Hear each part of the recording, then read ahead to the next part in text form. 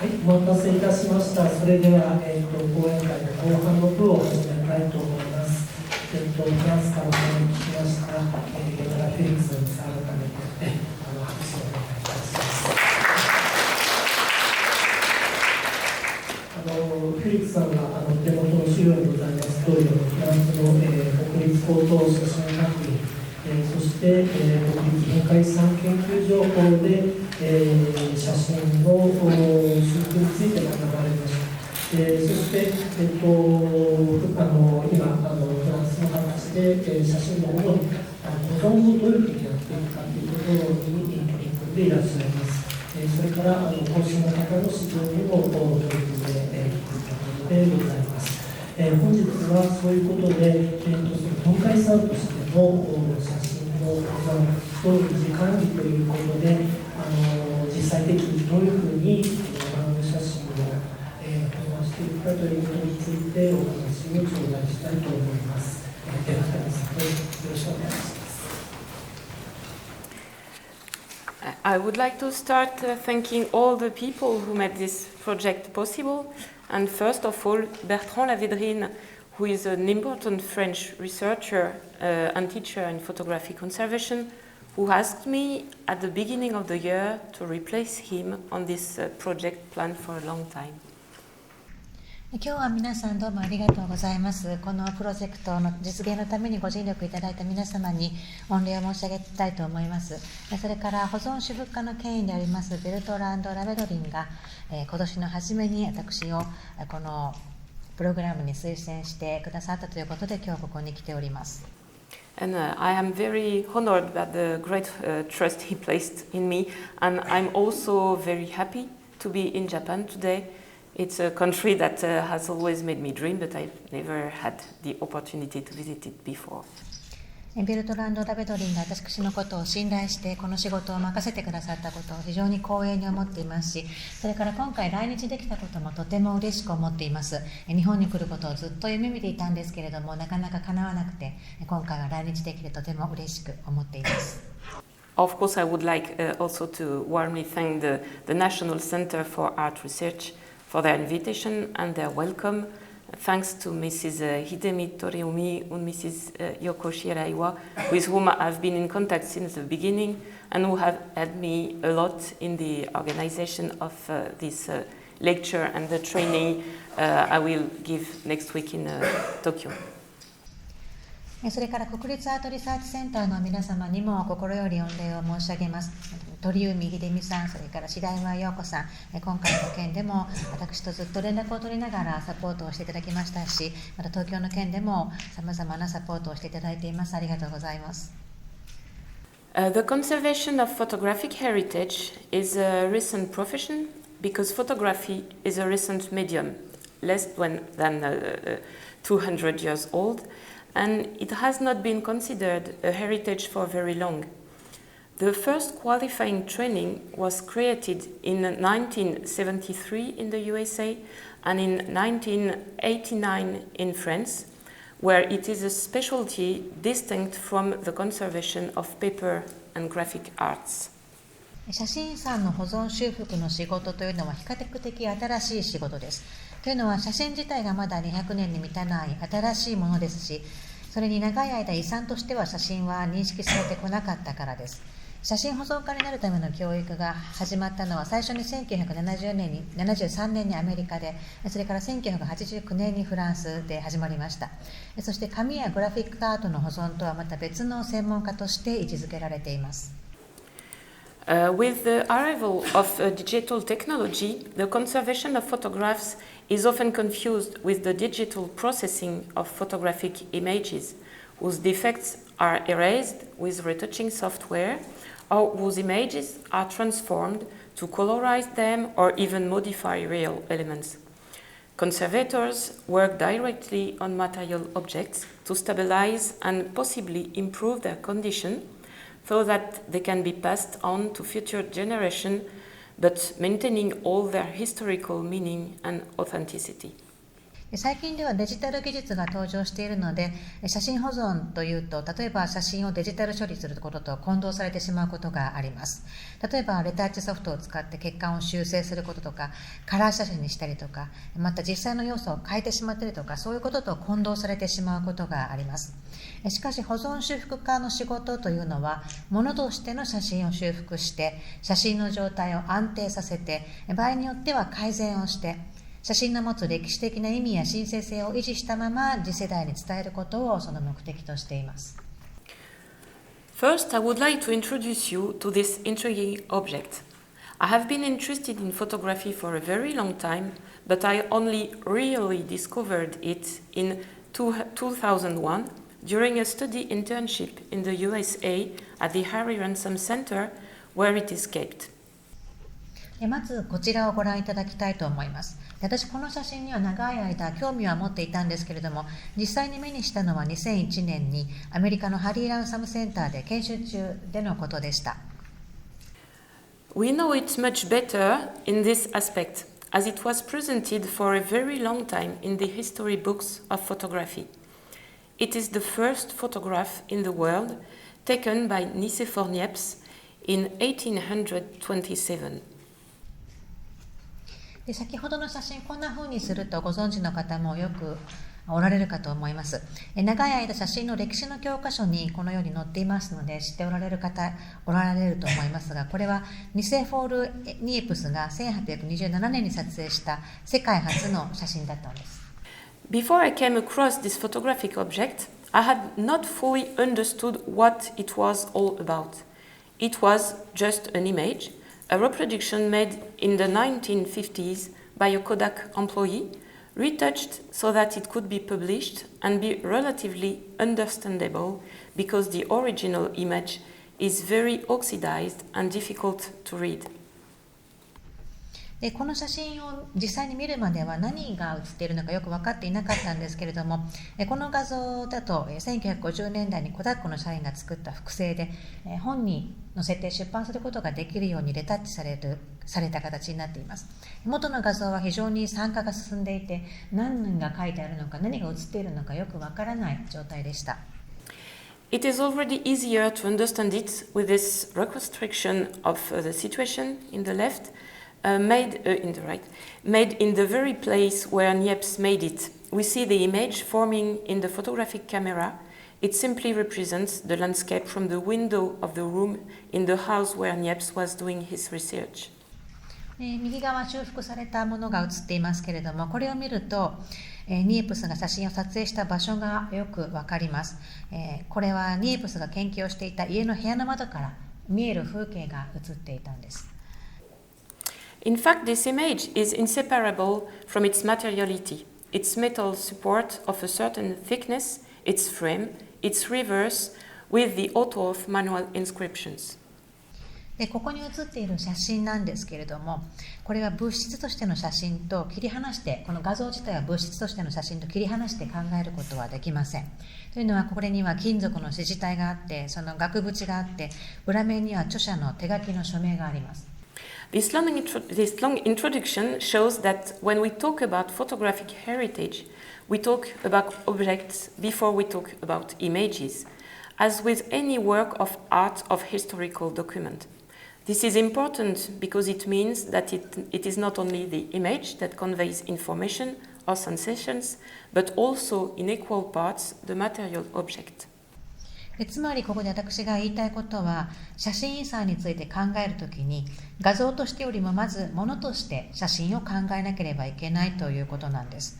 これはどんな芸術作品や歴史的文書にも当てはまることで非常に重要な点なんですけれども、情報ですとか感情を伝えているのは写真の画像だけではなくて、物としての写真も同様に情報や感情を伝えているということ、その点がとても大切です。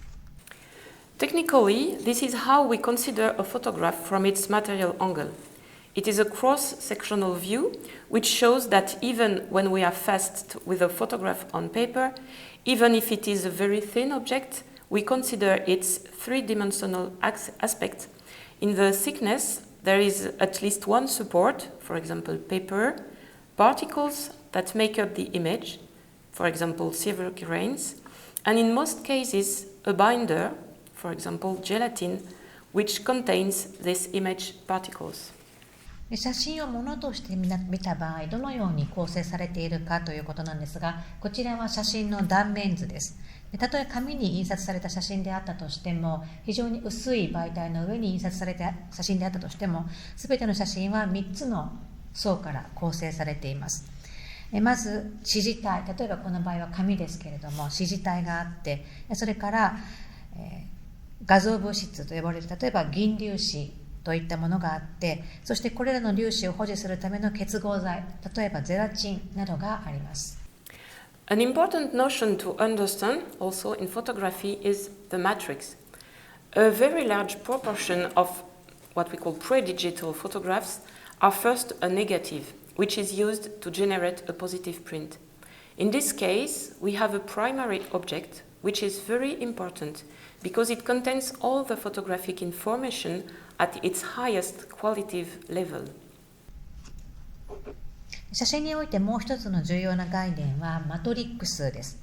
デジタル以前の写真は多くの場合はまずネガとして作成されて、そのネガをもとにポジプリントを作成します。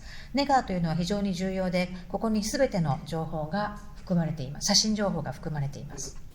From this negative, you can theoretically make as many prints as you want, which may or may not be similar. The framing, formats, shades, contrasts, and finishes can vary significantly. Some processes are unique by nature, such as the daguerreotype or the slide. このネガから理論的には何枚でもプリントを作成することができるんですが、しかしその一枚一枚はフレーミングですとかフォーマット、色調、コントラスト、仕上げなど大きく異なっていることもあれば、また全く同じものができることもあります。そして例えばダゲレオタイプですとかスライドですとか、そういったものはその写真の技術の性質上一定ものということになります。But some photographic objects are more complex than that, like this beautiful wedding portrait from my native region.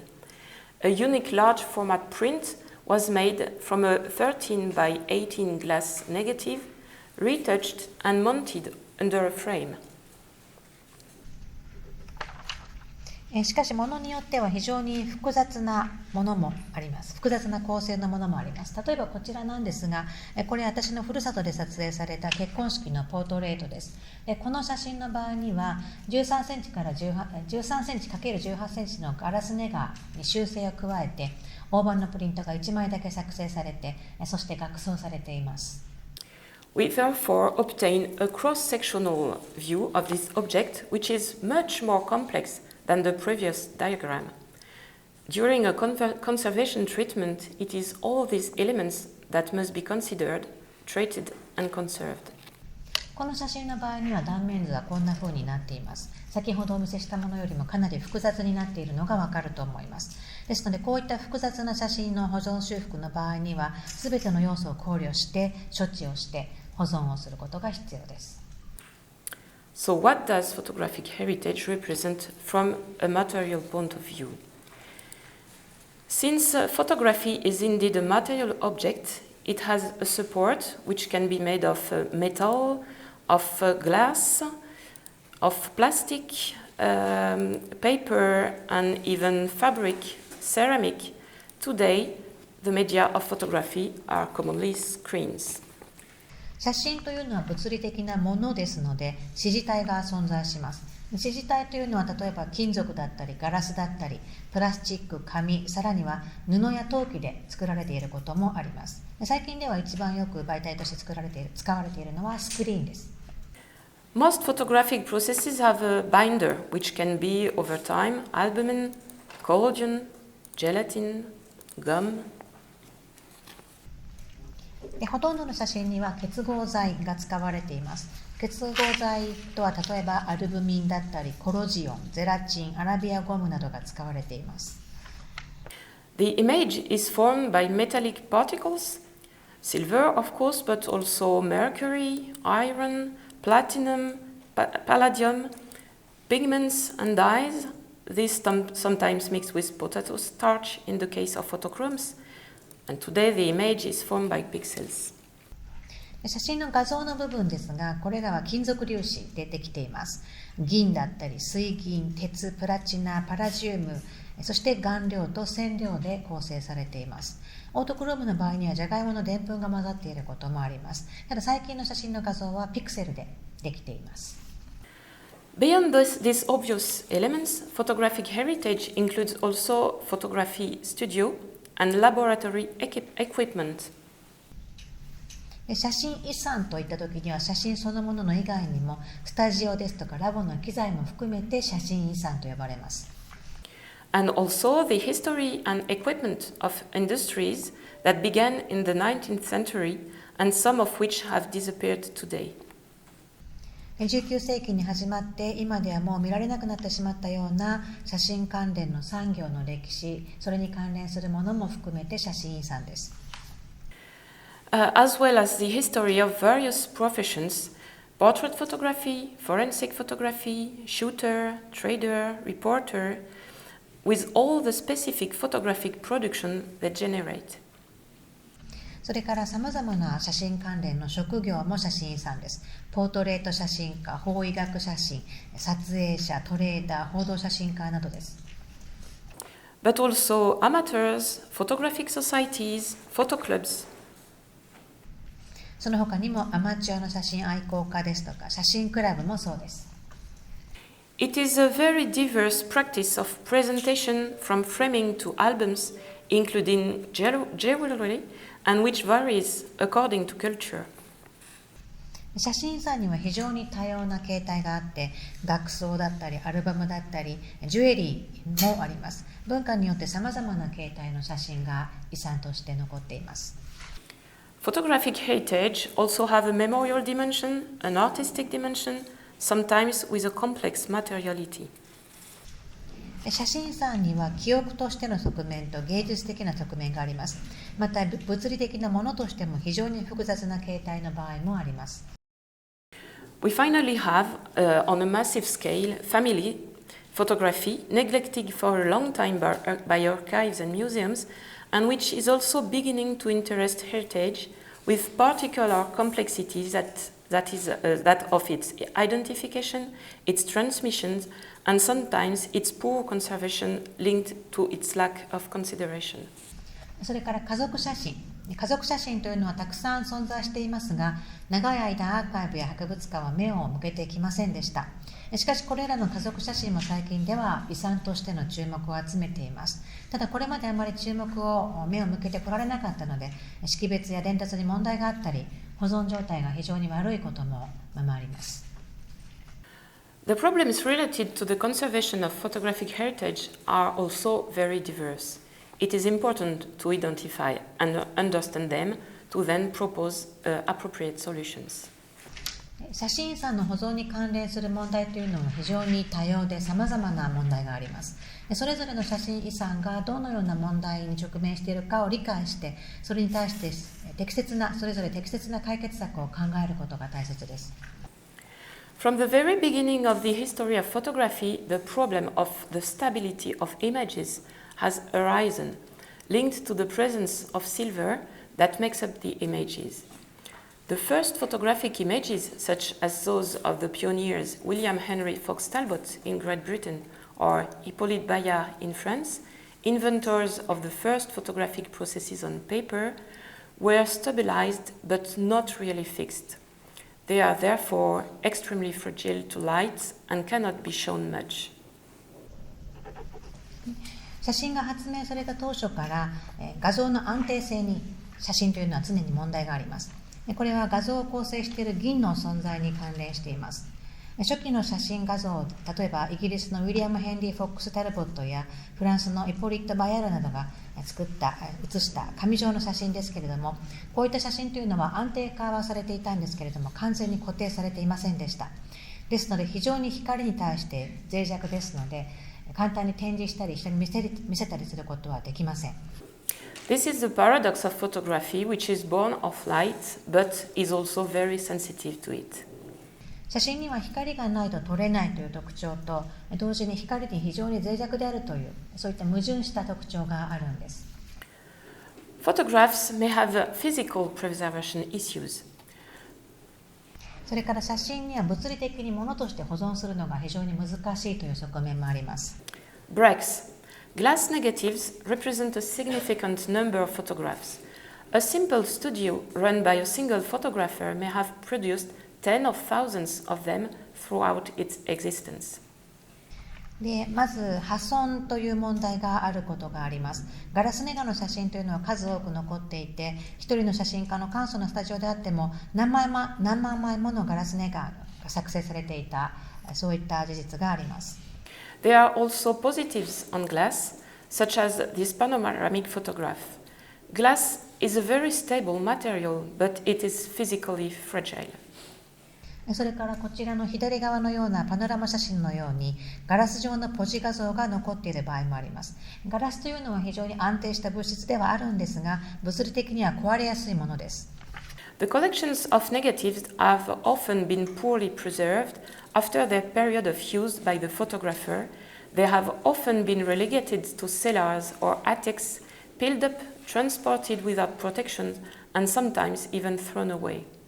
でネガですけれども、ネガは使用後地下室や屋根裏部屋に無造作に積み上げられて保存されていたり、保護されないまま輸送されたり、時には廃棄されてしまうこともあります。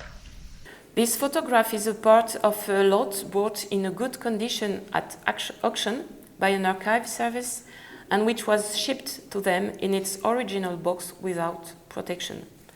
Out of 47 plates, 20 plates suffered breaks or cracks. この右側の写真なんですけれども、これはアーカイブサービスがアウクションで良好な状態で購入したものだったんですけれども、元の箱に入れたまま保護されないまま発送されました。その結果、47枚のプレートのうち 20枚にひびが入ったり割れたりしてしまいました。Tears, fold, stripes. Paper is a fragile material that can easily bend or even tear. Here is a crayon portrait of relatively large format, and it is literally torn across its entire width. それから写真には破れたり折れたり擦れたりするという物理的な問題もあります。紙というのは非常に弱いですので、簡単に曲がったり破れたりしてしまいます。こちらは大判のクレヨンポートレートなんですが、完全に破れてしまっています。The other small print has tears with a small gap as well as creases. Looking at the back, we understand that it has been torn from a photographic album, since there remains a fragment of the page and even a fragment of a photograph that was on the back. それから右側の写真を見てもそうなんですが、裂け目があったり小さな隙間が空いていたり、それから折れ目があったりもします。後ろ側を見ると写真やアルバムから無理やり剥がされたことが分かります。というのはページの一部がひっついていたり、裏面にあった別の写真の断片が残っていたりするからです。Photographs can also be scratched, especially during the handling of large format contemporary work. It is particularly difficult to treat a photograph whose primary support is plastic, mounted in full on aluminium, and moreover, it is almost impossible to carry out a discrete repair on this monochrome surface. また大型の現代作品なんかを取り扱う際は簡単に傷がついてしまうのでとても難しいです。特にプラスチックでできた支持体、アルミでフルマウントされたモノクロ写真なんかは目立たないように修復をするのがとても難しいです。Photographs may have challenging chemical preservation issues. 次に写真には科学的な保存の問題もあるということをお話しいたします。Plastic negatives have been around since the end of the 19th century. Cellulose nitrate was aimed to be a good replacement for glass because it was much lighter and could be made into reels, allowing many shots to be taken one after the other. プラスチック製のネガは19世紀末から存在しています。硝酸セルロースはガラスに代わる優れた素材として開発されました。硝酸セルロースはガラスよりもはるかに軽く、そしてリール状に巻くことができるため、次々と撮影することが可能だからです。But as you can see, it is a very unstable material which inevitably degrades over time, releasing a lot of acidity,which damages other objects in contact with or nearby. It is also highly flammable. しかし硝酸セルロースは非常に不安定な素材であり、時間の経過とともに劣化し、多くの酸を放出するために接触したり近くにある他の物体を傷めてしまいます。また非常に燃えやすいという性質も持っています。Cellulose nitrate has been replaced with cellulose acetates in the 50s, the 1950s. They are not dangerous, but also have stability problems. All negatives on flexible media should be appraised quickly to make conservation decisions. 硝酸セルロースは1950年代に酢酸セルロースにとって変わられましたけれども、酢酸セルロースは危険ではありませんけれども、やはり安定性の問題を抱えています。柔軟な媒体を使用しているすべてのネガはしたがって早急に評価され、そして保存の決定を行う必要があります。Paper substrates that have been subjected to particularly wet storage conditions can be damaged to the point of losing all cohesion. It becomes very soft without hold, with potential losses. Generally, the binder is also altered, degrading the vision of the image. At this point, this photograph can only be handled in a polyester sleeve. 特に湿気の多い環境で保存されていた紙の紙体の場合は、結合が失われるほど損傷している可能性があります。柔らかくなってしまったり、保持力がなくなって素材が失われる可能性もあります。通常結合体も変化しますので、画像の視認性が損なわれます。その段階では、この写真はポリエステルのスリーブに入れて取り扱うしかありません。Silver is a metal that is very sensitive to its environment. On the left, we notice the presence of silver mirror on this negative, which is a migration of silver grains into the gelatin binders, linked to humid conditions, but also to contact with poor quality materials. こちらでご覧いただいているものですが、銀は環境の影響を非常に受けやすい金属です。まず左側ですが、ネガに銀鏡現象が発生していることがわかります。これは湿度の高い環境や質の悪い素材との接触により、銀の粒子がゼラチンの結合剤に移動してしまったものです。Silver mirroring can also occur on the prints as seen at the bottom right. On the right, we notice orange spots on an emulsion,which correspond exactly to the locations of the labels stuck on the glassine paper sleeve. また銀鏡は右の下に見られるようにプリントにも発生することがあります。右側ですけれども、乳剤の上にオレンジ色のシミが認められますが、これはグラシン紙スリーブに貼られたラベルの位置と完全に一致しています。The oxidation of silver can also be manifested by the fading of the image,which varies depending on the conditions of conservation and exposure to light and on the photographic process. Monochrome photographs on paper may also yellow after prolonged exposure to light and aging of the binders. 銀の酸化は画像の劣化という形で現れることもあります。劣化の程度は保存状態や光への暴露の程度、それから写真の処理方法によっても異なります。長期間にわたり光にさらされた結合剤の劣化により、紙に印刷されたモノクロ写真が黄ばんでしまうような場合というのもあります。Concerning the fading of analog photographs on paper, photographs sometimes produced at the same time, kept in the same condition, age differently. This is because of the type of silver grain.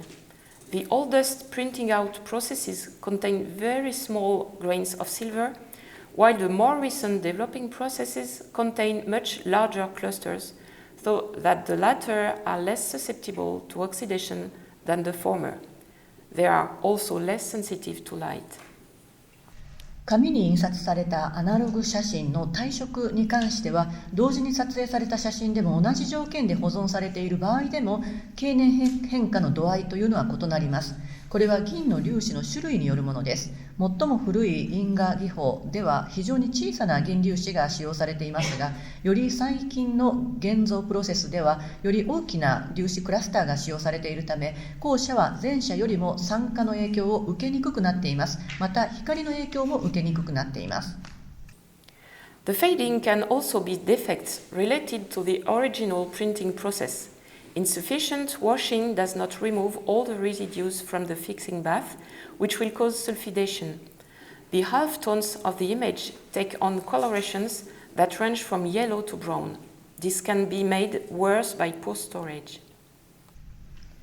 退色はもともとの印刷プロセスに関連する欠陥である可能性もあります。不十分な洗浄、その場合は定着層の残留物をすべて除去できないようなこともあり、硫化が発生するようなことがあります。画像の中間調は黄色から茶色までの色調を帯びることがあります。これは保存状態が悪いとさらに悪化します。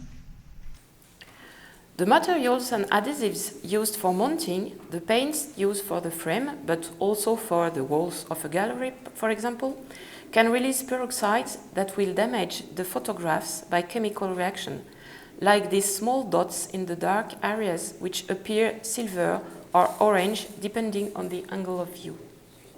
またマウントに使用される素材や接着剤、そしてフレームやギャラリーの壁に使用される塗料などから過酸化物が放出される場合があり、化学反応により写真が損傷することがあります。暗い部分に小さな斑点が現れて、見る角度によっては銀色やオレンジ色に見えるようなこともあります。Photographs may have specific preservation issues related to certain processes. 写真には特定の技法に関連する特有の保存上の問題もあります。Daguerreotypes are unique photographs on a copper plate covered with a layer of silver. These processes have a very fragile surface and are very sensitive to air. That's why they are always mounted under glass in a hermetically sealed case of frame. ダゲレオタイプの場合は銀の層で覆われた銅板状のユニークな写真ですけれども、こういった技法は表面が非常に傷みやすく、空気にも非常にセンシティブです。そのためガラス板で密閉したケースや額縁に収められるのが常です。Nowadays, they are often in an average condition because the mounts are no longer airtight. The plates often have a significant tarnish. 現在では額縁はもはや機密の状態にはないために、これらの写真の状態は平均な的なものになっています。プレートはしばしば著しく変色している場合もあります。On the left, the metal plate has slipped into the frame. After conservation treatment, the tarnish is visible where the plate had slipped. In some cases, the image has completely disappeared. The tarnishing can go as far as the partial or even total loss of the image. こちらの左側ですけれども、金属板が額縁に滑り込んでしまっています。修復処置の後でもメタルプレートがずれた部分に変色がまだ見られています。場合によっては画像が完全に消え、そして変色部分が画像の部分的もしくは完全なる損失につながるようなこともあります。On the right, the portrait is almost no longer visible, even after an electrolysis treatment. 次に右側、これは肖像画ではありますけれども、電解処置の後もほとんど見ることができていません。When a daguerreotype is dismantled for treatment, it is found that the original mounting materials are often of very poor quality. They can contribute to the degradation of the object. ダゲレオタイプ、これの処置のために取り外しを行ってみますと、オリジナルのマウント素材が非常に粗悪であるというようなこともしばしばあります。これらは対象物の劣化の原因となることがあります。Tin types, which are unique photographs on a coated tin plate covered with collodion, were rather popular productions and have come down to us, sometimes in poor condition. They are particularly sensitive to humidity, which can cause the metal to rust and possibly emulsion lifting. The collodion layer is also sensitive to abrasion and to solvents. In the photograph on the right, we can see the traces left by the solvent of a mounting glue. 次にティンタイプのものですけれども、コロジオンで覆われたニスがけされた鈴板に焼き付けられたユニークな写真で、かなり人気のあった作品でもありますが、劣悪な状態で私たちの手に渡ってくることもあります。これらは特に湿気に弱く、金属が錆びたり乳剤が浮き上がるような可能性もあります。コロジオン層は摩耗や溶剤にも弱く、右の写真ですけれども、マウント接着剤の溶剤が残した痕跡などが見られるようなこともあります。The gelatin layer of photographs on glass may show partial or complete uplift. This can be linked to a degradation of the glass, but more often to climatic conditions that are too dry or fluctuating when the photographs have remained in an attic for a long time. ガラス写真のゼラチン層は部分的または完全に浮き上がってしまうような場合というのもあります。これはガラスの劣化と関係している可能性もありますが、より多くの場合は乾燥しすぎていたり変動するような気候条件と関連しています。写真が長い間屋根裏部屋に保管されているような場合がそれに相当します。Autochromes are the first color photographs on glass that were widely used in the early 20th century. These processes are particularly sensitive to humidity, which can cause the dye to fuse, thus creating irreversible stains. 次にオートクロームですけれども、20世紀初頭に広く使用されたガラスの最初のカラー写真です。これらの技法は特に湿気に敏感で、染料が融合して不可逆的な形でシミが生じるような場合もあります。Prints on albumen paper, an important process during the 19th century, were made on very thin papers, and this usually meant that they were mounted on cardboard. When this has not been done, we often have photographs that roll up strongly on themselves. The scrolls may prove to be impossible to open without going through a conservation treatment.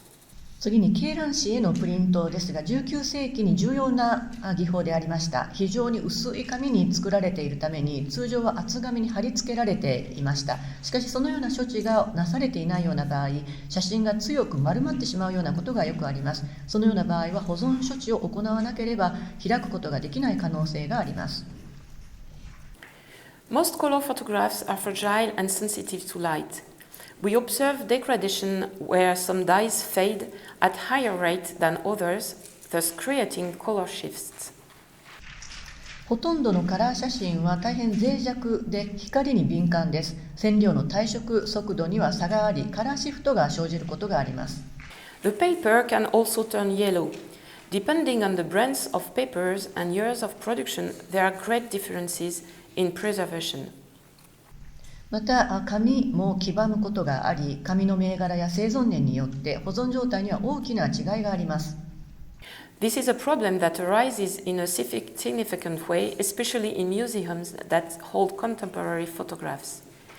In the case of flexible media, slides can show strong color changes depending on their storage conditions and on whether or not they have been often projected.このようなことは特に現代の写真を所蔵する美術館において大きな問題となり得ます。柔軟性のある媒体の場合、スライドのような場合は保存状態が頻繁に投影されたかどうかによって大きく影響を受け、色が大きく変化するようなこともあります。Photographs may have environmental preservation issues. また写真には環境による保存の問題もあります。Humidity is a very important factor in the degradation of photographs. It promotes the development of mold on gelatin and on paper. It also causes the deformation of the supports when the photographic paper has expanded in the humidity and the mounting support has not followed the same expansions, which had created deformations with punctual detachments.写真の劣化において湿度は非常に重要な要素です。湿度はゼラチンや紙にカビが生える原因となります。また支持体の変形も引き起こします。湿度により写真紙が膨張し、支持体がそれに追従できないような場合、天井の剥離を伴う変形が生じるようなこともあります。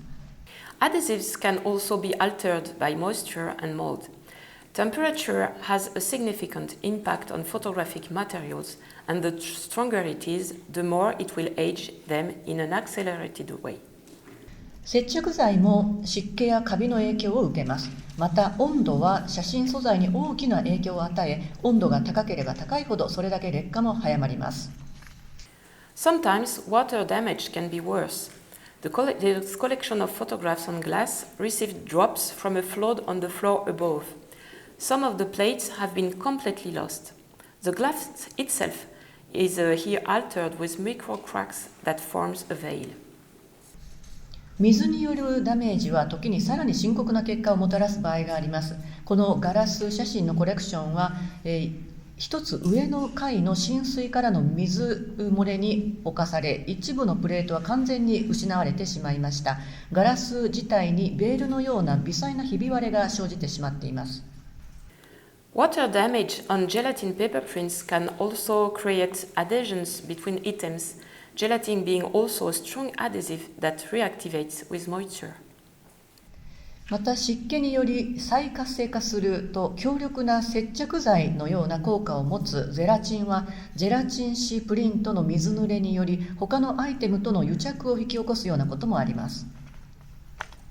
Water damage in museum storage room, such as a leaking pipe above the shelves, can have a very significant impact.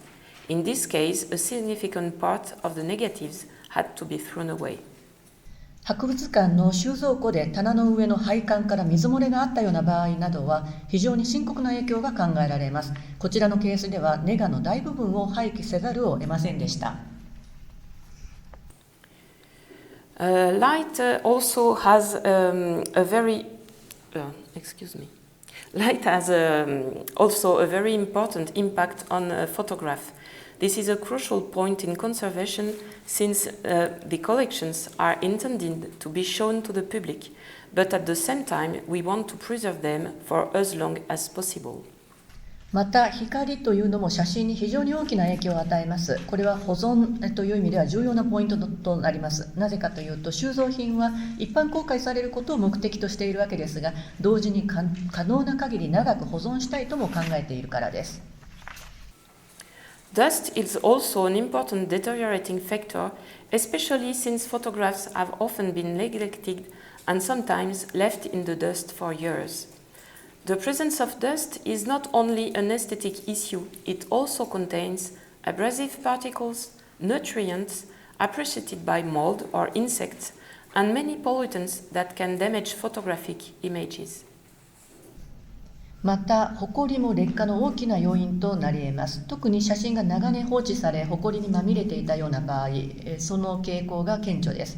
埃の存在は美観の問題にとどまらず、摩耗性の粒子やカビや虫が好むような栄養分、それから写真画像を傷つける多くの汚染物質を含んでいる場合があります。Here, the dust is soot that was generated by a fire that took place near the collection. こちらで示しているものはですね、コレクションの近くで発生した火災によるすす、これが埃として写真に蓄積している事例です。Air pollution can also cause significant irreversible alteration of the silver contained in photographs. This photograph was very damaged after being hung for years above a photocopier, a machine that releases a lot of ozone, a very oxidizing gas. また大気汚染は写真に含まれる銀に重大な不可逆的な変化をもたらすことがあります。この写真は長年コピー機の近くにかけられていたため非常に傷んでしまいました。コピー機は大量のオゾンを発生させる機械でもあり、また非常に酸化力が強いガスを出しているからです。Photographs may have biological preservation issues. 写真を保存する際ですが、生物学的な問題が生じることもあります。Mold is a very impactful biological factor for photographs. Gelatin is a preferred medium for their development. Mold growth can be superficial, as here where it has disappeared after cleaning. でカビというのは写真にとって非常に大きな生物学的要因になります。ゼラチンが使われていますが、ゼラチンはカビの繁殖に最適な環境です。カビはこの写真のように表面的な場合もあります。カビが表面的なものであれば清掃すれば消えます。But in many cases, the mold filaments penetrate the support and create very significant damage to the point of creating gaps in the support or image. ただ多くの場合ではカビが生えているとカビの菌糸が支持体に深く侵入していることがよくあります。そうなると支持体や画像に大きなダメージを与えてしまいます。また支持体や画像に隙間ができてしまうこともあります。それからカビやネガにも発生してしまうことがあります。And this also occurs on negatives. ネガに発生してしまうこともあります。Some insects are also very fond of materials from photographs or materials in contact with photographs. Here is a hole created by a woodworm in the original box, which also damaged the original glass in paper sleeve and had an impact on the negative at the bottom of this box. カビの他にも昆虫が写真や写真の周りに集まってくることがあります。こちらの例なんですが、キクイムシが箱に穴を開けてしまっています。でその結果、グラシン紙やスリーブ、それからそこにあったネガも損傷してしまいました。Silverfish will ingest the paper but also certain areas of the image. In particular, here for example, the place where there has been retouching, the medium of which must be a nutrient of choice for them. で西洋シミですが、この虫は紙を食べるというだけではなくて、画像の特定の部分だけ食べてしまうという特徴があります。例えばこの写真ではレタッチしたところだけ食べてしまっています。おそらくレタッチに使った材料が虫の栄養になる材料でできていたと思われます。More rarely, rodents can eat the papers but also damage the photographs significantly by their droppings, as here were the negatives stored in a saline. This sleeve has been soiled by solid and liquid acid droppings, which also contributed to making them adhere to each other.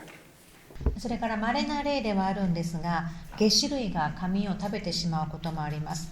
紙を食べるだけではなくて、その排泄物によって写真に大きな損傷を与えてしまうことがあります。こちらの例なんですが、これは天井裏に保存されていたネガなんですが、糞尿の酸性排泄物で汚れてしまっていて、ネガ同士がひっついてしまっています。Photographs may have human preservation issues. でそれから人的な人の行動による問題で保存に問題が生じることもあります。Finally, an important factor in the degradation of photographs is simply us, humans, depending on how we consider these objects. Emanations or disintegrations of poor quality or inappropriate containers can accelerate the degradation of photographs, such as original photo boxes, but also more surprising containers, such as a laundry detergent or video cassette boxes. 人間の写真の扱いが悪いと写真の劣化が進んでしまうことがあります。例えば不適切な容器に写真を保存していると、その容器から物質が出てきたり、それから分解されたりして写真の劣化が進むことがあります。こちらの写真の例もそうなんですが、びっくりしてしまいますが、洗濯の洗剤の中に写真を保存していたり、それからビデオカセットの箱などが使われている場合もあります。Poor quality sleeves sealed with glue, labeled glue, can be harmful to the photographs. それから接着剤で封をした低品質のスリーブですとか、ラベル用の接着剤も写真に有害なことがあります。Such as marking materials, markers, pens, whose composition may also contain harmful elements with which the silver will react. またマーカーですとかペンのようなマーキング材料ですが、これらが銀と反応して写真を損傷させてしまうこともあります。Inappropriate storage of photographs can also, of course, damage them, whether it is negligence. 不適切な保存方法を取った場合にも写真にダメージを与えることになります。十分に注意を払わずに保存した例がこちらです。Or lack of knowledge of the materials and storage methods to be adopted. また保管方法に関する知識が欠如している場合にも不適切な保存をしてしまいがちです。The handling of photographs can also create damage to them. Irreversible and sometimes quite visible traces left by the sweat of the fingers, or the physical traces, folds, tears, scratches that can occur during careless handling. それから不適切に写真を取り扱った場合にもそれがダメージになってしまうことがあります。この写真の例でもそうなんですが、手汗の跡がついていたり、それから誤ったハンドリングによる折れや破れ、擦り傷などがついてしまうこともあります。こういった傷が不可逆的で修復できない場合もあります。Sometimes we may be tempted to repair damage in photographs, but without knowledge of conservation principles, proper materials and procedures, we risk doing more harm than good.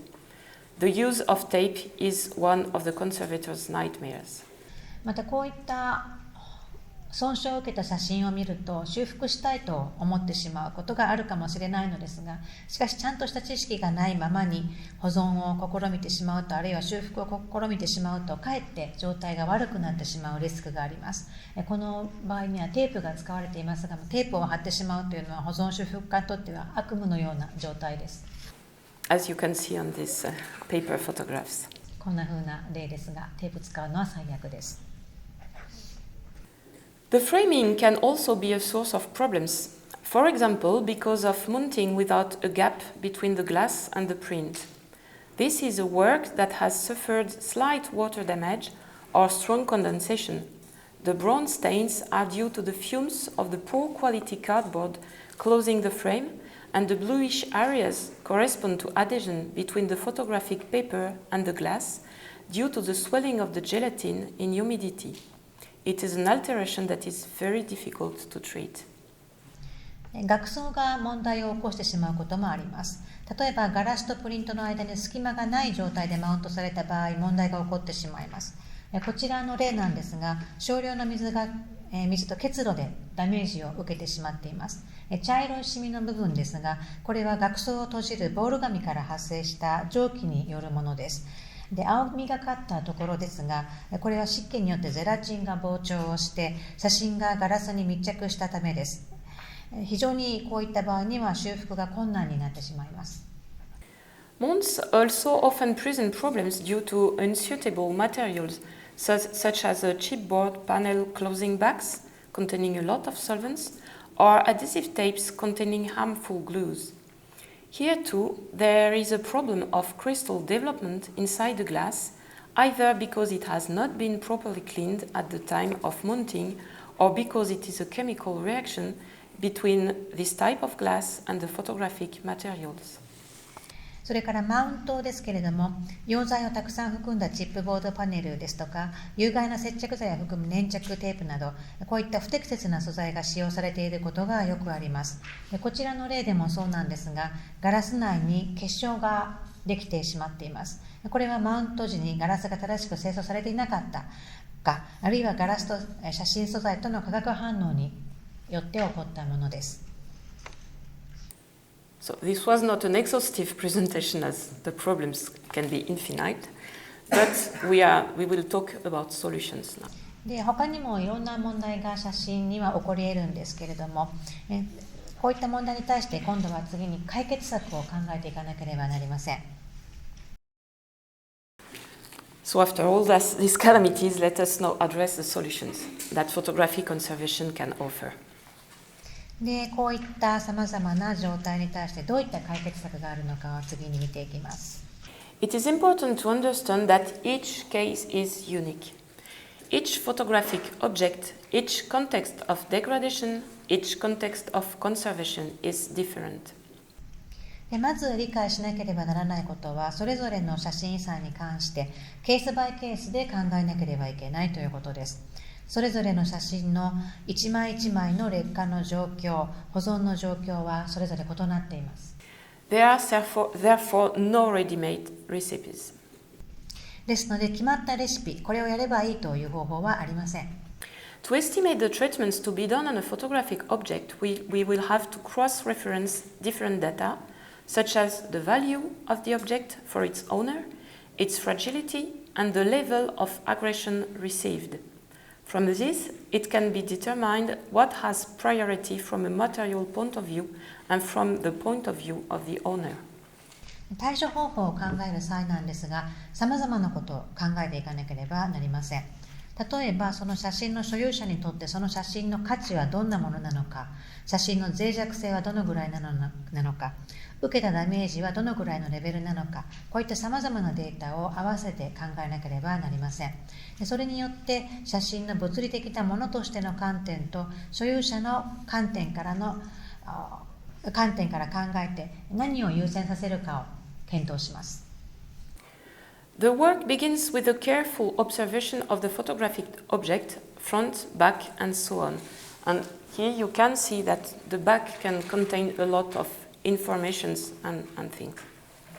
でまず写真をしっかりと観察することです。前面だけではなくて、裏面もしっかりと観察をします。でこの写真の例なんですが、裏面にもいろんな情報があることがわかります。A condition report that includes a precise description of its condition will be carried out.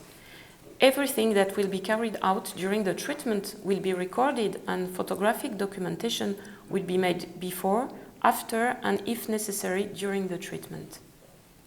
でそれからその評価に基づいて調書を作ります。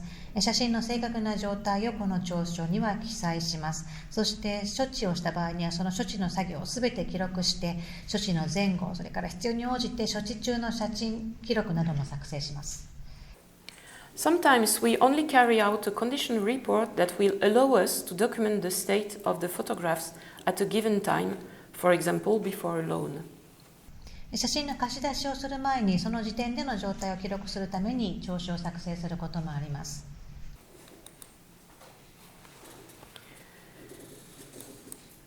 The intervention almost always begins with cleaning, which can be a simple dusting with a soft brush, but can be further if necessary.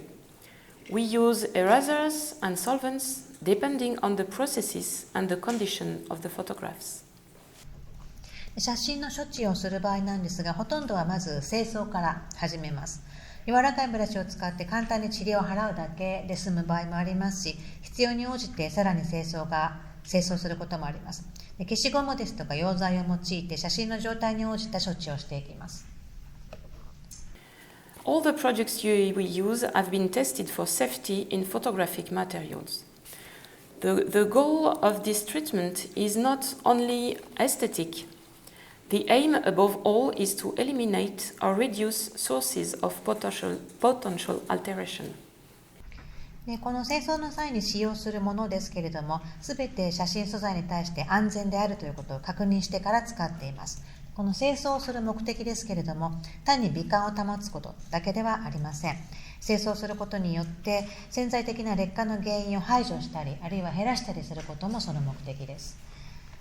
This photograph of my maternal grandfather was placed against the pot of a green plant and had received drops from the plant. It was cleaned as possible, then I returned it to my parents with a protective frame. こちらの写真なんですけれども、この写真は私の母方の祖父が植物の鉢の近くで保存をしていたものです。植物の近くだったので、植物から水滴が落ちてこのような形になっていました。これを可能な限り清掃して、その後保護フレームに入れて返しました。Sometimes we need to dismount photographs from their secondary support, either because we want to treat the photographs individually before returning them to their original support, or because we want to eliminate the mounting supports. 場合によっては写真を二次支持体から取り外して作業することもあります。で処置した後は支持体にまた戻すこともありますし、もうこの支持体は処分してしまうこともあります。On the left, a photograph is dismantled with a scalpel from a very delaminated cardboard so that the cardboard can be wet treated without impacting the photograph, and it can be reassembled on the restored cardboard afterwards. で左側の例なんですが、ここでは非常に劣化してしまった段ボール、この段ボール紙から慎重にスカルペルで写真を取り外しました。でこうすると写真自体には影響を与えずにボール紙に湿式処置をすることができます。でそしてその処置後再度組み立てました。It is not always possible to do い this. つもこんな風にできるわけではないんですけれども。On the top middle view, small photographs are removed from a commemorative panel of the First World War to individually consolidate the surface of these very fragile photographs before putting it back in place. それから真ん中の上の写真なんですが、これは第一次世界大戦の記念パネルなんです。でここに貼ってあった小さな写真、それをそれぞれ取り外して表面を補強して、それからまた元のパネルに戻すという作業をしました。At the bottom right is the treatment of a photograph that had partially adhered to the mounting glass. You saw it earlier. It is treated in a water bath, which is quite rare. 右下の写真の場合ですが、これは写真がガラスにひっついて、部分的にひっついてしまっています。これはウォーターバスを用いて処置をしましたけれども、こういった処置をするのは非常に稀なケースでした。At the top right is a dismounting from the back with wet compresses of a cardboard that is in a very poor condition and that will not be kept after treatment. 右上の写真の例は、非常に劣化してしまったボール紙を湿式圧迫処置で取り外しているところです。このボール紙はもう使わないということにしました。Here is an example of photographs that are dismantled from their original cardboard. This board, also, although it bears historical indication, will not be preserved due to its very, very poor condition. こちらの例ですが、こちらの写真はすべて元々のボードから取り外したものです。このボード自体にももちろん歴史的な価値、意味があるんですが、状態が悪いのでもこのボード紙は保存しないことにしました。And I wanted to talk about the importance of documentation before treatment because the cardboard will disappear after.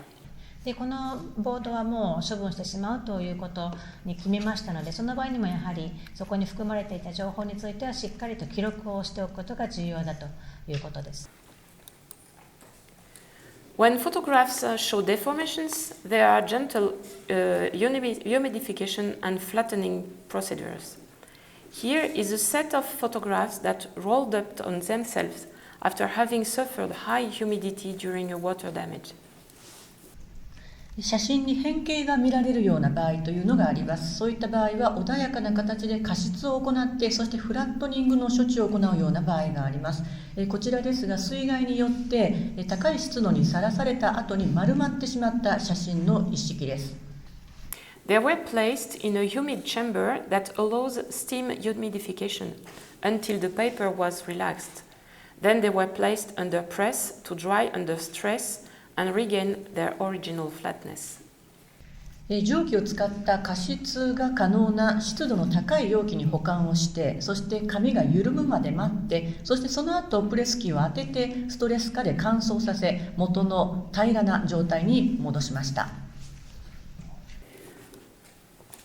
An important part of our work concerns consolidations for torn, folded, physically weakened photographs. The consolidations are made with materials that are chemically and physically compatible with the photographs, and like all the interventions we do, we use reversible methods that allow an easy resumption of the treatment if necessary. 私たちの作業の重要な部分は、破れや折り目がついたり物理的に弱くなってしまった写真の強化処置を行うというものです。補強には科学的にも物理的にも写真と適合する素材を使用しています。また私たちが手掛ける他の作業もそうなんですが、必要に応じて簡単に処置を再開できるような可逆的な方法を採用しています。The main aim of our interventions is to stabilize a state to prevent the damage from worsening. In the case of broken glass photographs, the principle of the treatment is simply to reassemble the pieces and block them between two thin glass plates that allow manipulation, consultation, and digitization.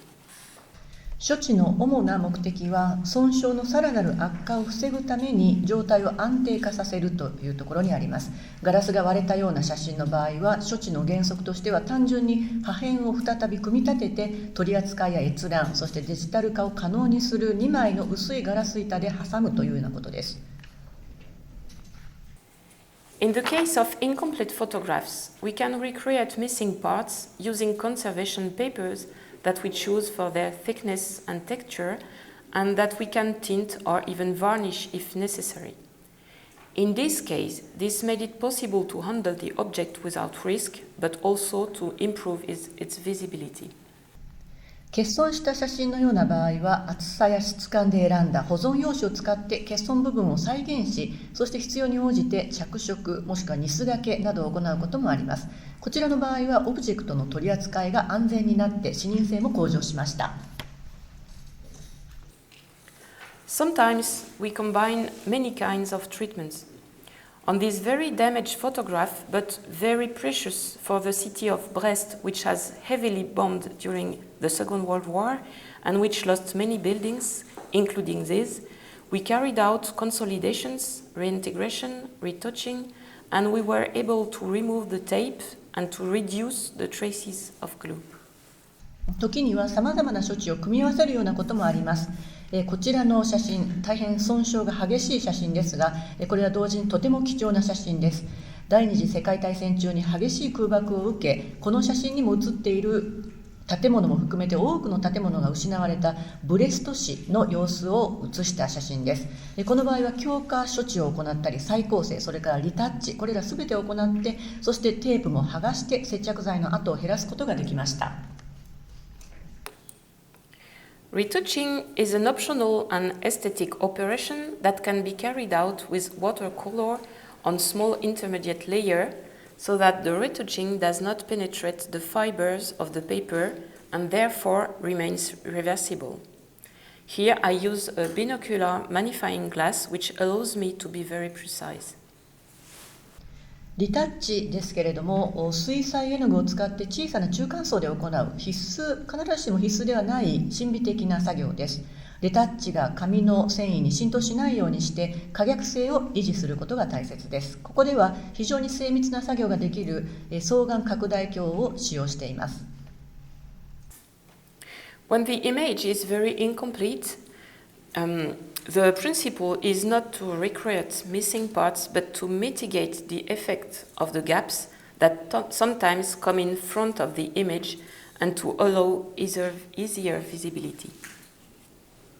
画像が非常に不完全なような場合、原則としては欠落した部分を再現するということではなくって、画像の前面に現れる場合がある欠損の影響を緩和し、視認性を高めるということが重要になります。The gaps are sometimes accompanied by uplifts that will have to be consolidated before retouching. 欠損ですけれども、リタッチ前に再構築しなければならないような隆起を伴うような場合もあります。We also often carry out conservation mountings as well as rehousing. The mountings make it possible to exhibit but also protect the works. The individual rehousing provides a safe and favorable chemical environment. The materials are chosen for their compatibility with photographs and for their permanence. また、リハウジングだけではなく保存用マウントも頻繁に行っています。マウントは展示を可能にするだけではなく、作品を保護する役割も果たします。個別にリハウジングすることで安全で好ましい科学的環境が実現します。素材は写真との適合性と耐久性を考慮して選択しています。Here is an example of work on a collection of negatives produced by a judicial service. They received a cleaning, the soft negatives in rolls were flattened, then the whole was rehoused. ここでお見せしているのは司法サービスによって作成されたネガのコレクションの修復作業の様子です。クリーニングを行った後、ロール状の柔らかいネガを平らにして全体をリハウスしました。Another important part of the work of photography conservators is preventive conservation advice. Carrying out preliminary studies is often very important to be able to make good decisions. 写真修復士の業務のもう一つとても重要な部分として予防や保全に関する助言をするということがあります。適切な判断を下すためには事前調査が非常に重要となる場合がよくあります。Here, for example, a study was carried out for the Nantes Art Museum on a complex work by the visual artist Christian Boltanski, recently deceased. 例えばこちらの例ですけれども、最近亡くなった視覚芸術家クリスチャン・ボルタンスキーによる複雑な作品についてナント美術館のために調査を行った事例です。The museum wondered if a new loan was possible. After researching the history of the artwork since its creation, acquisitions, exhibitions, conservation treatments, 美術館側は新たな貸し出しが可能かどうかについて知りたいということでした。作品の制作以来の歴史、つまり作られてから取得され、展示され、保存された、そのことについてのまず調査を行いました。And you see there were a lot of exhibitions, a long time during of exposure, and also 3 different conservation treatments. こちらでご覧のようにかなり長きにわたって展示されていたということが分かりますし、また3度にわたって別々の形での展示がされていたということも分かります。So after this research, I observed closely some photographs and noticed that the image showed small changes. そしてこのような調査を行った後、私はいくつかの写真を詳細に観察し、画像に小さな変化が現れていることに気づきました。Orange spots in the medium density areas. 例えばまず中密度の部分にオレンジ色のシミが現れています。As well as some silver mirror lines on some borders. それから一部の縁の部分には銀鏡現象のようなラインが現れています。And in the end, almost all photographs were affected.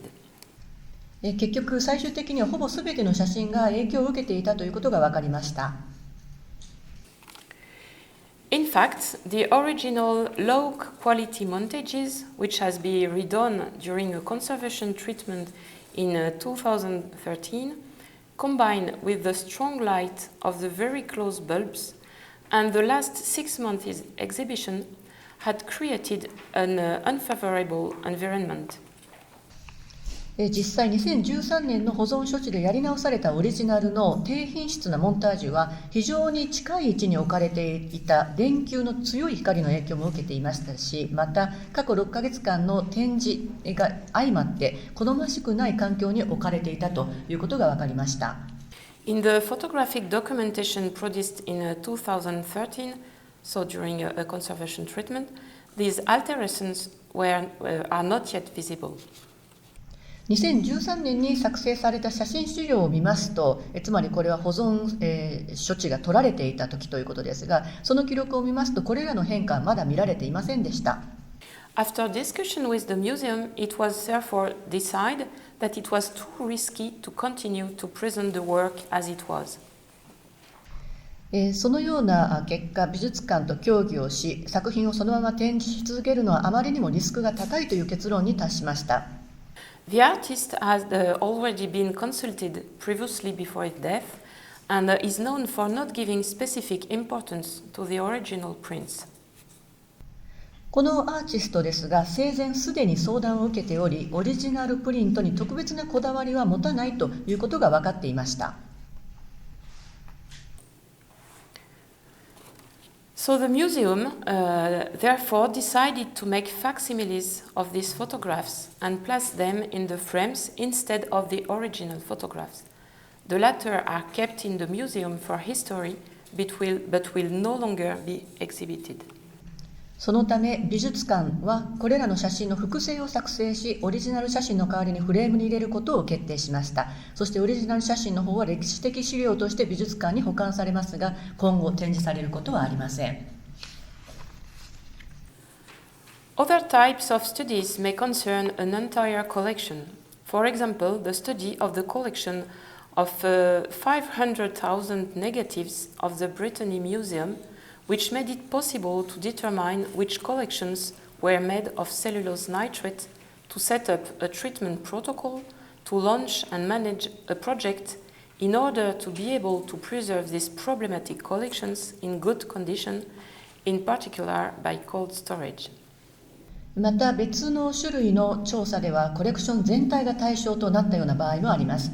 例えばブルターニュ美術館の50万点のネガのコレクションの調査では、どのコレクションが硝酸セルロースでできているかということを特定し、そして処置の手順を設定し、これらの問題のあるコレクションを良好な状態で保存できるようにプロジェクトを立ち上げました。特に低温保存によって管理することを可能にしたプロジェクトです。I will end this presentation by mentioning the fact that the conservation of photographs can also be something very simple and very minimal. Alterations of a photograph can sometimes inform us about the context of the material life of the image. For example, in the case of this photograph presented in exhibition about people migrations at the Brittany Museum. It was chosen not to hide this material history, but simply to consolidate the large transverse fold on the back that threatened to tear, and also to clean the residue of tape glue on the left and right edges because they remained sticky. 最後になりますが、写真の保存は非常にシンプルで最小限の処置で済むような場合もあるということを申し添えておきたいと思います。写真の修復は時にその画像のものとしての生活環境について教えてくれるようなこともあります。例えばブルターニュ博物館で開催された人々の移動に関する展覧会では展示されたこの写真の場合ですけれども、この写真はものとしての歴史を隠すのではなく、背面にある大きな予行列線、これが破れるのを防ぐために補強のみを行いました。そしてまた左右の端にあるテープの接着剤が残ってネバネバしていたので、それをきれいにしただけでとどめました。I will just precise that the color, the slight difference of color is not relevant because it was just not taken with the same light. 色が少しですね、違って見えていると思いますけれども、これちょっとその写真を撮った時の光の状態が違っていただけです。色は変えたわけではありません。However, the care we take with our photographs will determine the state in which they will be transmitted for future generations, as evidenced by these two photographs from the 1950s, presenting a father's painting lesson to his daughter, which were produced on the same days, but one of them was hung in the artist's studio and the other was in an envelope. 私たちが写真に対してどのような配慮をするかで、将来の世代にそれがどのように受け継がれるかが決まります。1950年代に撮影された父親が娘に絵画のレッスンをしている写真がここに2枚ありますが、この2枚の写真は同じ日に撮影されたものです。しかし1枚はアーティストのスタジオに飾られており、もう1枚は封筒に入れられていました。Thank you very much for your attentive listening. ご清聴どうもありがとうございました。